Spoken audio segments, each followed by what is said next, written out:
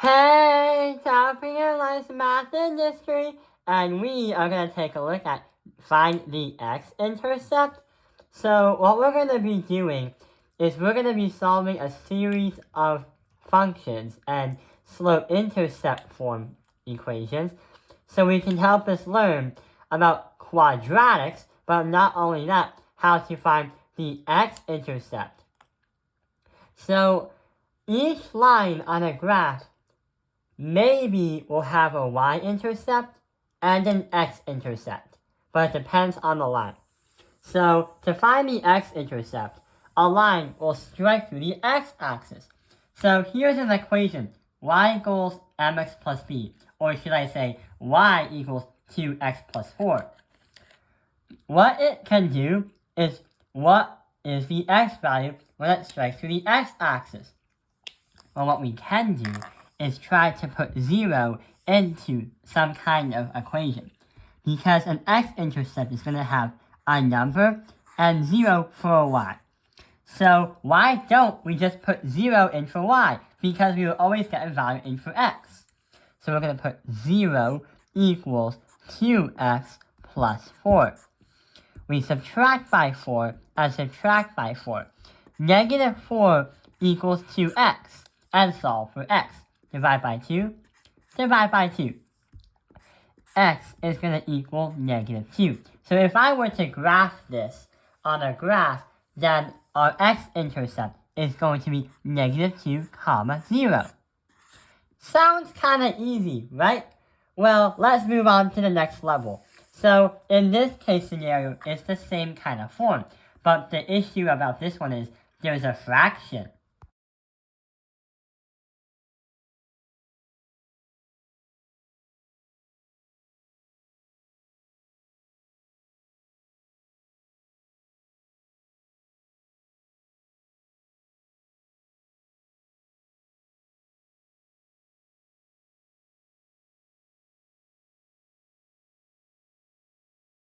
So let's see what happens when we try to put 0 in for a letter y instead, to see why this works.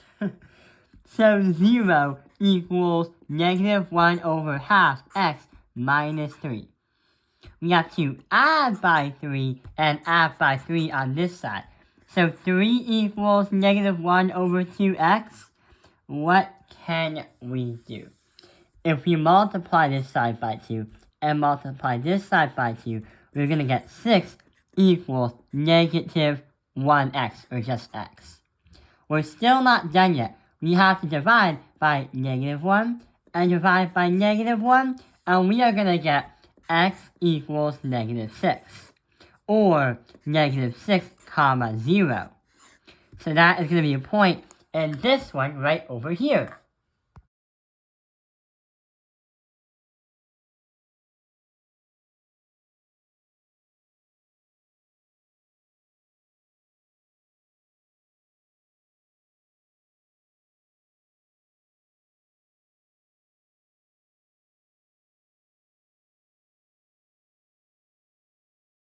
But sometimes, equations will get even more trickier, and sometimes they're tired of just having just one value of x. Sometimes they'll actually have to have more than that. They'll actually have 2 values of x. So, in this case scenario, it doesn't look like it's y equals mx plus b. Turns out it's y equals whatever this thing is, and also whatever that thing is. So all we need to do is do 2 steps, and that will help us get to our x. If you try to graph this onto a graph, then there's going to be 2 x-intercepts, because it's not a straight line. It could be a parabola, or a parabola. So let's see what happens. To find out what x is, we have x minus 1 multiplied by x plus 3. What we don't want to do is multiply them out. But what we do want to do is try to find what happens when we try to use the model 6, 0. Every x-intercept will have a number besides 0 on its x-coordinate, and always 0 for its y. So let's see what happens. One way we could do this is called the zero product property, or we should say ZPP. So here's what happens. X subtract that by 1 equals 0, assuming it's an x-intercept. X plus 3 equals 0, which is, assuming it's an x-intercept. Plus 1, minus 3, plus 1, and minus 3. So 0 plus 1 is 1. So x equals 1. Or should I say x equals 0 minus 3 is negative 3. So we have x equals 1 and x equals negative 3. If you ever want to try it out, you get 1 comma 0 as a point, and also negative 3 comma 0 as a point.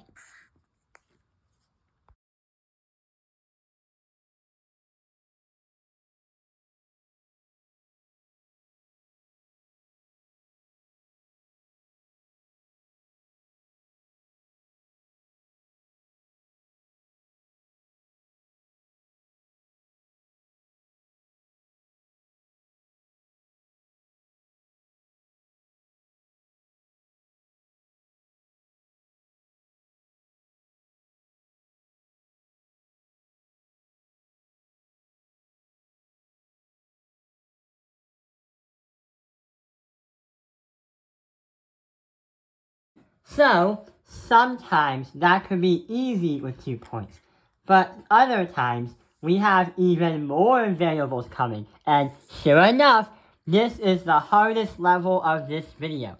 Y equals x squared minus 3x plus 2. So, 1 is not y equals mx plus b. Number 2 is not 2, whatever those things are called, next to each other. What we have to do is have to make it and try to make it look like that. What I'm trying to say is, this formula looks like a standard formula, meaning it uses the idea of ax squared plus bx plus c, meaning that it follows that same formula, ax squared plus bx plus c. So what we have to try to do is try to find the x-intercepts if it was graphed on a graph. Here are 2 things. We have to do x and x, but we both have to have 2 things in the parentheses. X times x should be x squared. X times x is x squared. But the problem is, how are we going to do negative 3x plus 2? Well, here's a little trick. We can do the diamond problem. Every time you try to find 2 things when you factor, because this is called factoring, when you factor, you try to find a number that's added or the sum of negative 3. But also, you try to find the multiple of positive 2. So what could be multiplied into 2 but add to negative 3?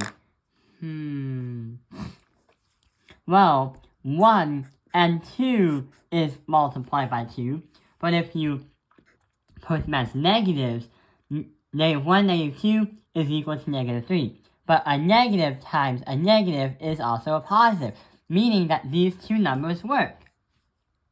So here's what happens. The first one is negative 1, so x minus 1. The second one is negative 2, so x minus 2. And using the zero product property, it will drive us to our final answer. The x marks the spot. So, x minus 1 equals 0, and x minus 2 equals 0, plus 1, plus 2, plus 1, and plus 2. So, x equals 1, or x equals 2. But if you were to graph it, then here what the coordinates would be like. 1 comma 0 and 2 comma 0. And those are our answers for this question.